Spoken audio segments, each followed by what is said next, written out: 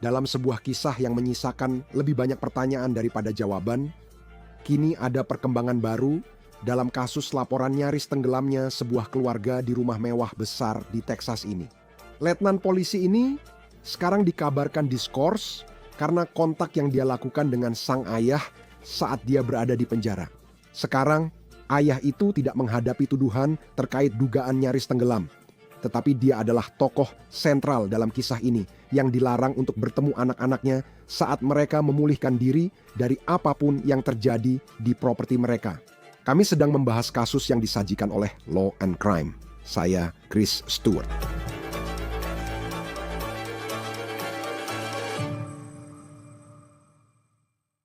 Apa yang terjadi di rumah mewah bernilai jutaan dolar di daerah pedesaan Texas lebih dari seminggu yang lalu? Kita masih belum tahu sampai hari ini meskipun sudah berlalu beberapa hari. Dan mengapa seorang letnan polisi dari Departemen Kepolisian Liberty, Texas, sebuah lembaga yang tidak menyelidiki kasus ini, mengunjungi Domingo Quintana di penjara daerah? Itu pertanyaan terbaru dalam misteri ini. Saya akan jelaskan lebih lanjut tentang hal itu sebentar lagi, tapi mari kita bahas dulu pria yang tampaknya menjadi pusat kasus ini. Saat rekaman ini dibuat, dia belum didakwa terkait insiden nyaris tenggelam di rumahnya di Liberty County, sekitar 1 jam dari Houston. Namanya Domingo Quintana. Ini adalah foto mugshotnya saat dia ditangkap atas tuduhan pelanggaran ringan kekejaman terhadap hewan pada hari yang sama ketika dia menelepon 911 dengan teriakan mengejutkan meminta bantuan.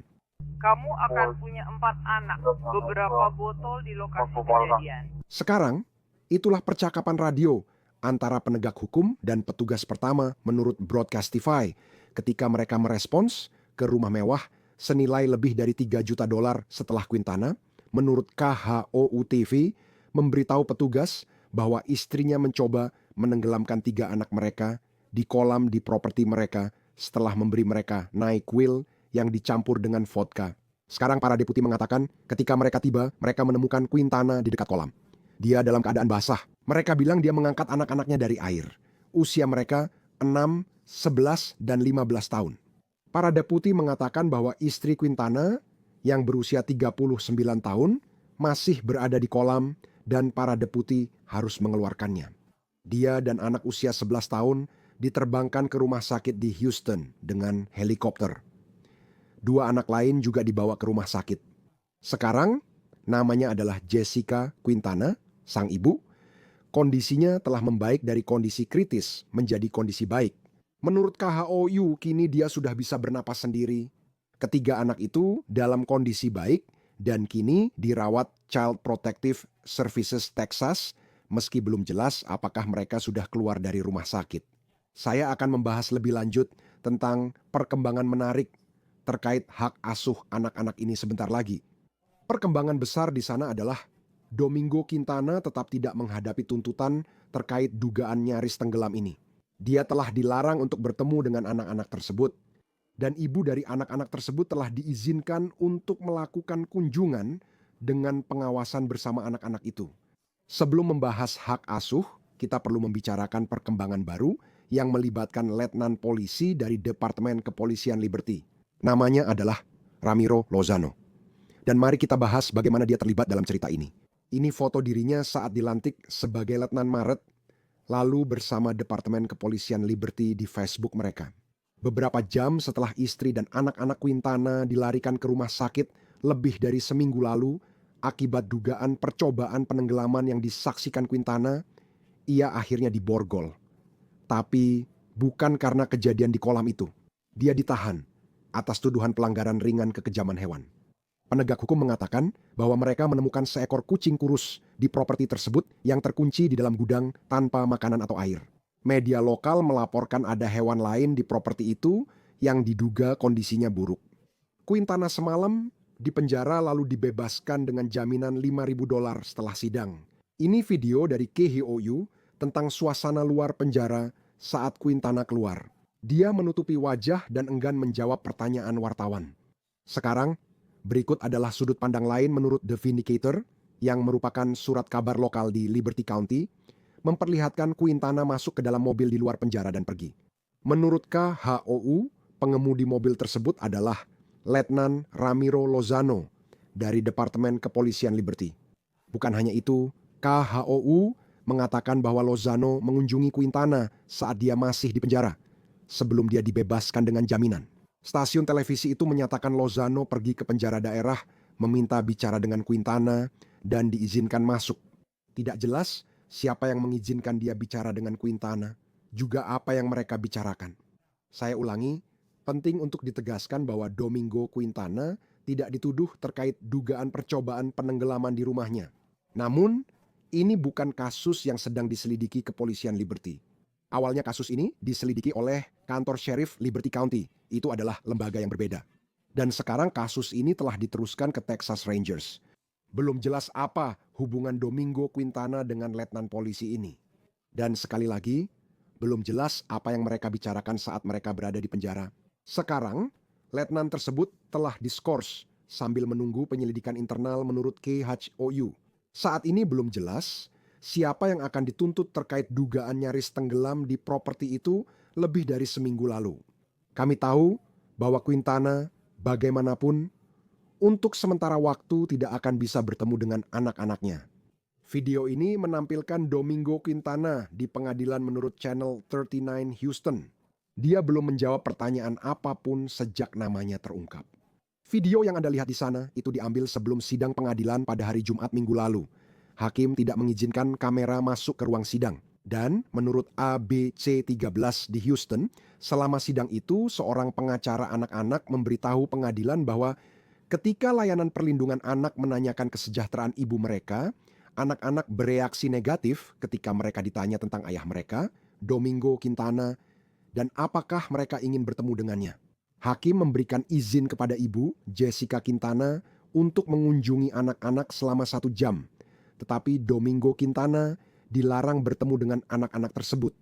Laporan itu juga menyebut pengadilan tengah mencari fasilitas kesehatan mental untuk anak usia 15 dan 11 tahun. Mereka adalah 2 anak tertua dari Quintana. Misteri lain dalam kasus ini adalah siapa Domingo Quintana. Sejak awal, para deputi mengatakan bahwa mereka diberitahu bahwa Quintana menjual mobil untuk mencari nafkah. Tetapi mereka secara terbuka mengatakan bahwa mereka tidak dapat membuktikan hal itu. Sekarang, kami telah menemukan bahwa keluarga ini tampaknya mereka memang memiliki beberapa masalah hukum dalam beberapa tahun terakhir. Putusan ini dikeluarkan Januari tahun ini setelah Quintana digugat di Harris County pada 2023 atas utang, penipuan kontrak, dan informasi salah. Sekarang, kami tidak memiliki dokumen yang menjelaskan secara rinci kasus terhadapnya, tetapi pengadilan memutuskan untuk memenangkan pihak penggugat. Dan menurut dokumen ini, Quintana harus membayar lebih dari $138.000. Kami menemukan kasus aktif di Liberty County. Quintana dituduh tidak membayar pajak bertahun-tahun atas properti 72 hektar. Gugatan tersebut menyatakan dia berutang lebih dari $43.000. Sekarang, untuk sang ibu, Jessica Quintana, yang masih dalam masa pemulihan di rumah sakit, menurut catatan di Houston, dia adalah pemilik sebuah properti dan dia dituduh menunggak pajak lebih dari $18.000. Berdasarkan situs web pemungut pajak Harris County, belum jelas apakah masalah sipil atau keuangan ini berdampak pada insiden dugaan nyaris tenggelamnya anak-anak di rumah tersebut. Satu hal lagi tentang rumah ini, keluarga ini, menurut penegak hukum, pindah ke rumah mewah besar ini pada 2017. Mereka dikabarkan membeli tanahnya, lalu membangun rumah senilai lebih dari $3 juta di atas tanah tersebut. Dan ada gerbang besar di luar yang disebut Rancho Monte Carmelo. Dan di dalam gerbang itu, di seluruh properti, ada begitu banyak pertanyaan tentang apa yang sebenarnya merupakan misteri yang masih terus terungkap lebih dari seminggu kemudian. Bersama kami kini, detektif pensiunan dan instruktur penegak hukum, Matt Irvine. Terima kasih telah hadir di Law and Crime. Kisah ini penuh lika-liku dan perubahan, benar-benar misteri. Apa pendapat Anda tentang tampaknya seorang letnan di Departemen Kepolisian yang tidak menyelidiki kasus ini seolah-olah memiliki semacam hubungan dengan sang ayah yang tidak menghadapi dakwaan terkait apa yang diduga terjadi di rumahnya, tetapi tetap saja dia menjadi tokoh sentral dalam sebuah kisah yang sangat publik? Terima kasih sudah mengundang saya, Chris. Dan ya, letnan yang berhubungan dengan sang ayah memang tampak sangat mencurigakan. Maksud saya, jelas yang tidak ada alasan dia tak bisa berhubungan dengan orang ini sebelum kejadian. Sepertinya ini adalah komunitas yang relatif kecil. Jadi fakta bahwa dia mengenal orang itu sendiri sebenarnya tidak mencurigakan. Ya, tapi fakta bahwa dia berkomunikasi dengan orang itu saat dia dalam tahanan dan kemudian diduga mengantarnya pulang setelah dibebaskan tampak cukup mencurigakan. Dan saya mungkin syarat tertarik untuk memahami Dolly dengan melihat seperti apa konteks yang tidak mencurigakan dan sesuai antara seseorang yang bekerja untuk syarif daerah dan seseorang yang berada dalam tahanan mereka. Setiap kontak kaya, konstitusi dependensi yang lebih dari sekadar kebetulan harus disetujui dan mendapat izin dari agen kasus dari penyidik utama. Itu harus diawasi demi integritas penyelidikan, menghindari tuduhan, dan menjaga keselamatan petugas. Dan itu harus direkam.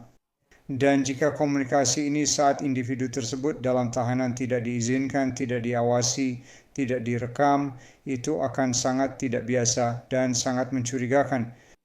Bahkan sebagai seorang penyelidik, jika Anda memiliki seorang tersangka dan dia tidak, maksud saya, ada begitu banyak perhatian pada pria ini, Domingo Quintana, tapi dia tidak menghadapi tuduhan terkait dugaan nyaris tenggelam yang terjadi di rumahnya. Tapi jika seorang penyelidik ingin berbicara dengan seorang tersangka atau seseorang yang sedang dalam tahanan ketika Anda tiba di penjara, jenis apa? Karena sepertinya dari yang telah diberitakan adalah letnan ini datang dan dia berkata, saya perlu berbicara dengan orang ini. Lalu mereka mengizinkannya masuk. Apa saja protokol yang harus dijalani saat tiba di penjara daerah sebelum diizinkan berbicara dengan seseorang? Nah, ya ada protokol dan kemudian ada juga hal-hal yang seharusnya dilakukan demi integritas penyelidikan. Biasanya secara logistik tidak terlalu sulit ya untuk bisa berbicara dengan seseorang yang sedang ditahan. Kamu harus memberikan identitas, kamu juga harus punya alasan yang sah untuk melakukan kontak. Dan narapidana itu juga harus bersedia untuk berbicara denganmu. Tapi jika kamu memenuhi kriteria tersebut, biasanya sebagian besar penjara akan mengizinkan seorang pejabat, petugas penegak hukum, atau pengacara untuk menghubungi orang yang sedang ditahan tanpa banyak pertanyaan lain. Namun demikian, mengingat itu bukan kasusnya, dan dari apa yang saya dengar darimu, itu bahkan bukan yurisdiksinya, dia sama sekali tidak seharusnya menghubungi seseorang yang sedang ditahan tanpa izin dari instansi yang berwenang dan orang yang menangani kasus tersebut. Kalau kamu benar, pria itu ditahan atas tuduhan pelanggaran ringan kekejaman terhadap hewan, tapi yang saya pahami adalah dia langsung ditahan setelah istri dan 3 anaknya ditemukan dalam kondisi kritis di sebuah kolam di samping rumah mereka. Meski bukan tersangka, dia jelas terkait kejadian itu. Dia jelas berupa segi interloper dari penyelidikan itu dalam beberapa hal. Jadi seharusnya tidak ada kontak antara siapapun dengan individu ini tanpa sepengetahuan dan persetujuan dari orang yang bertanggung jawab atas penyelidikan tersebut. Dan tidak semua langkah yang diambil harus benar-benar memperhatikan integritas penyelidikan tersebut, termasuk seperti yang saya katakan, memastikan kontak itu diawasi dan direkam. Saya tidak yakin itu direkam dan belum melihat info soal itu sampai sekarang. Tapi kalau dia hanya pergi ke penjara sebagai pengunjung, maksud saya, biasanya, bukankah percakapan itu direkam saat Anda mengunjungi narapidana? Saya sendiri belum pernah melakukannya secara pribadi. Tapi bukankah biasanya semua percakapan itu direkam? Itu sangat tergantung pada fasilitasnya dan di mana percakapan itu berlangsung di dalam fasilitas tersebut. Saya tidak tahu apakah di sebuah county yang relatif kecil, saya kira ini adalah county dengan sekitar 90.000 lebih penduduk di Texas, saya tidak tahu seperti apa fasilitas mereka dan seperti apa kapasitas perekaman mereka. Memang benar bahwa sebagian besar fasilitas tahanan memiliki ruang wawancara yang memiliki kemampuan merekam, tapi saya tidak bisa memastikan bahwa setiap area kunjungan di fasilitas tahanan pasti merekam kunjungan yang terjadi di sana. Texas Rangers, sebelum kita melihat cerita ini secara keseluruhan, dan memang bahkan penegak hukum pada hari kejadian itu sendiri menyebutnya aneh dan luar biasa, yang merupakan kata-kata yang cukup kuat untuk disampaikan secara terbuka kepada media. Kasus ini kini dipegang Texas Rangers. Sebagai petugas penegak hukum, bagaimana Anda menjelaskan lembaga itu dan metode penyelidikannya kepada orang di luar Texas? Texas Rangers memang merupakan entitas investigasi elit di negara bagian Texas. Hampir mitigan supaya kasus pial yang harus melihat sorotannya. Mereka sudah ada sejak lama. Yang pindik secara yang sangat terkenal dan legendaris. Namun mengingat semua keanehan, lika-liku dan kompleksitas kasus ini, serta setidaknya adanya dugaan ketidakpantasan atau konflik kepentingan di tingkat lokal, sangat masuk akal jika kasus ini diambil alih oleh entitas yang berada di luar komunitas tersebut dan memiliki reputasi yang tak tercela. Saya tahu pada titik ini istri dari Domingo Quintana, dia telah diidentifikasi sebagai Jessica Quintana. Dia dalam kondisi baik di rumah sakit. Apa yang dia katakan akan sangat menarik terkait perkembangan penyelidikan ini. Saya tahu ketiga anak itu, mereka semua juga diperkirakan akan selamat. Tapi kembali ke hari itu, dan apa yang kita ketahui tentang panggilan yang dilakukan ke penegak hukum, Domingo, sang ayah, tampaknya menelepon 911 dan dia menceritakan kisah ini dari apa yang telah diberitakan bahwa Jessica, sang ibu, telah memberi obat NyQuil kepada ketiga anak itu dan kemudian mencoba menenggelamkan mereka di kolam. Sekarang, tidak ada rekaman video pengawas di properti itu, selain tentu saja apa yang akan dia katakan ketika penegak hukum bisa berbicara dengannya dan anak-anak. Bukti lain apa yang akan Anda cari di lokasi saat Anda mencoba menyusun cerita yang tampaknya tidak memiliki bukti video tentang apa yang terjadi. Benar, seperti yang Anda katakan, pernyataan Jessica dan ketiga anak itu sangat penting. Akan menarik untuk melihat apa yang bisa mereka katakan tentang keadaan yang menyebabkan tampaknya keempatnya hampir tenggelam di kolam ini. Ini tentu bukan pertama kalinya seseorang melakukan pembunuhan, atau dalam kasus ini mungkin 4 percobaan pembunuhan lalu menelepon 911 sendiri. Itu memang diketahui pernah terjadi. Itu adalah cara di mana beberapa pelaku pada dasarnya akan merekayasa tempat kejadian perkara melalui 911. Pada saat yang sama memang ada juga kasus ibu-ibu yang mengambil nyawa anak-anak mereka dan secara khusus bahkan menenggelamkan anak-anak mereka. Kasus Susan Smith beberapa tahun lalu adalah contoh paling terkenal. Dalam kasus ini, selain pernyataan dari orang-orang yang terlibat, Anda tentu ingin melihat riwayat sebelumnya di lokasi tersebut. Apakah ada panggilan terkait kekerasan dalam rumah tangga, pelecehan anak, atau jenis konflik lain dalam keluarga? Kepada siapa orang-orang ini curhat dan apa yang mereka katakan sebelumnya tentang bahaya yang mereka hadapi atau pikiran yang mereka miliki? Kejadian-kejadian seperti ini biasanya tidak muncul begitu saja tanpa sebab. Biasanya itu ada perilaku yang mendahuluinya yang terutama jika dilihat ke belakang memprediksi tragedi yang terjadi. Teman dekat dan orang yang berbagi rahasia akan jadi saksi penting dalam kasus ini. Ini mungkin kalau saya di mana riwayat pencarian internet menjadi penting. Menurut panggilan 911, anak-anak ini tampaknya diberi NyQuil dan mungkin juga zat memabukkan lainnya. Saya ingin melihat seperti apa riwayat pencarian internet dalam hal cara untuk metode yang dapat digunakan untuk menghilangkan nyawa seseorang seperti ini. Satu hal yang saya pikirkan, sebagai orang yang bukan penegak hukum, mungkin yang dianggap remeh oleh masyarakat adalah harapan bahwa polisi atau kantor sheriff akan langsung bisa mengetahui siapa orang ini, latar belakangnya. Maksud saya, yang perlu dicatat adalah saat konferensi pers beberapa jam setelah kejadian, juru bicara menyatakan tampaknya Domingo Quintana menjual mobil. Kami tidak bisa mengonfirmasi hal itu, meski menarik saat mereka hampir, bukan berarti dia dituduh atau tersangka, hanya menimbulkan pertanyaan siapa dia. Berapa lama biasanya dibutuhkan sebagai seorang detektif untuk mengumpulkan informasi tentang seseorang yang mungkin bukan orang yang dikenal publik? Berapa lama waktu yang dibutuhkan? Seperti apa proses kerjanya untuk mencoba mencari tahu siapa mereka? Itu pertanyaan yang bagus dan jawaban mudahnya adalah itu tergantung. Tapi dalam kasus ini sepertinya dia sudah dikenal oleh komunitas. Sepertinya dia juga mengenal letnan polisi di komunitas itu. Jadi saya membayangkan pasti banyak orang lain di komunitas kecil ini yang mengenal pria ini, tahu riwayatnya, dan juga mengenal keluarganya. Jadi sepertinya mereka bukan orang-orang yang berpindah-pindah, hidup di luar sistem, atau menjalani gaya hidup yang terpinggirkan. Jadi saya dari mendua di komunitas kecil seperti ini, orang-orang ini adalah mereka yang dikenal baik, punya ikatan kuat dengan komunitas, dan orang-orang yang menjadi tempat mereka berbagi cerita. Saya terus akan butuh waktu di dalam untuk membangun profil Tuan Quintana atau anggota keluarganya. Tapi mencari tahu apa arti semua ini bagi kita adalah gambaran yang jauh lebih rumit. Kembali ke letnan polisi, bagi yang tidak tahu, sistem peringkat, saat seseorang jadi letnan di kepolisian, seberapa tinggi posisi mereka dalam rantai komando. Jadi itu bervariasi tergantung pada ukuran departemen, tapi biasanya letnan adalah manajer tingkat bawah atau supervisor tingkat atas.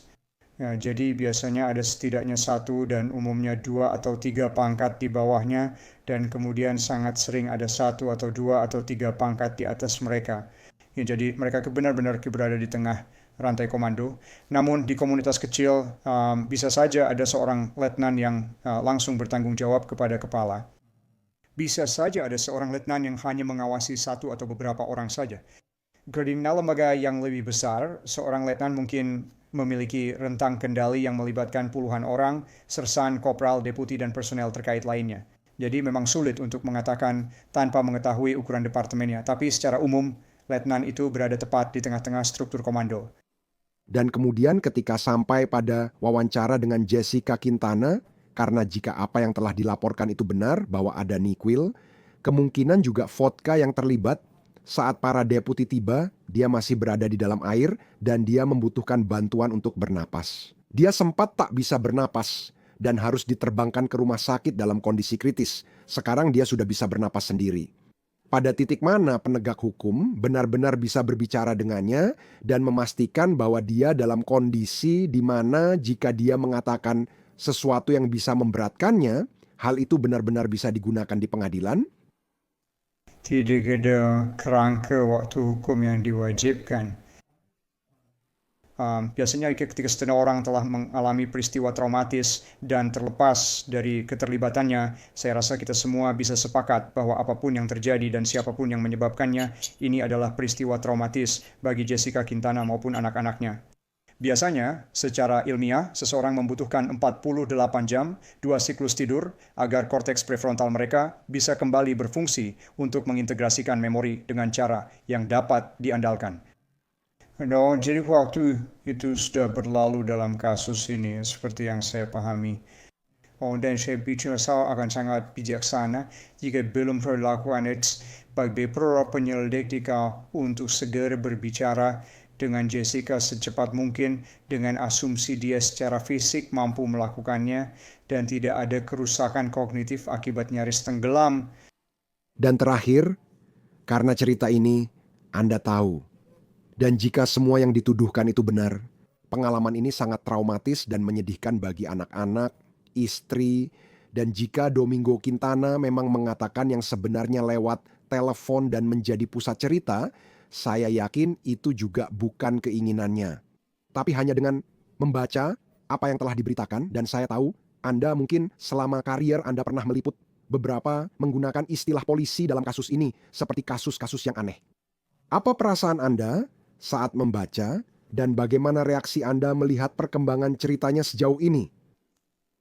Ya, ada beberapa hal. Pada tahap penyelidikan ini, tim investigasi harus mempertimbangkan beberapa skenario dan kemungkinan secara bersamaan menelusurinya tanpa takut atau memihak, serta mencari tahu kemana fakta mengarah seobjektif dan seteliti mungkin. Karena ada banyak kemungkinan di sini. Maksud saya salah satunya adalah bahwa Domingo mencoba mengakhiri nyawa keluarganya, mengira mungkin dia berhasil melakukannya, dan merekayasa panggilan 911 untuk menyalahkan istrinya. Kemungkinan lainnya adalah bahwa Jessica memang berniat mengakhiri nyawa anak-anaknya dan mungkin karena penyesalan mencoba mengakhiri hidupnya sendiri setelah melakukan apa yang menurutnya harus dilakukan. Jadi menurut saya, kedua kemungkinan itu sama-sama mungkin terjadi dan Anda harus mengikuti fakta secara objektif dan menyeluruh ke kedua arah tersebut. Pertanyaan tambahannya juga, apa yang sebenarnya dilakukan Letnan Sheriff ini, ikut campur dalam kasus ini dan menjalin kontak yang tampak tidak pantas dengan seseorang yang punya hubungan pribadi dengannya. Itu sangat merugikan penyelidikan ini. Dan menurut saya sangat bijaksana bahwa sekarang kasus ini diserahkan kepada sebuah lembaga yang benar-benar terlepas dari dugaan konflik kepentingan tersebut. Ya, ini memang aneh. Menurut saya, itu yang menarik dari cerita ini. Setiap kali cerita berkembang seperti saat Letnan mengunjunginya, kita tidak tahu alasannya.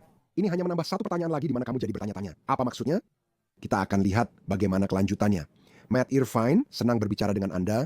Terima kasih atas keahlian Anda. Kami sangat menghargainya di Law and Crime. Terima kasih Chris, senang diundang di sini. Itu saja untuk On The Case dari Law and Crime. Berlangganan YouTube dan Spotify kami. Saya Chris Stewart. Sampai jumpa di lain waktu.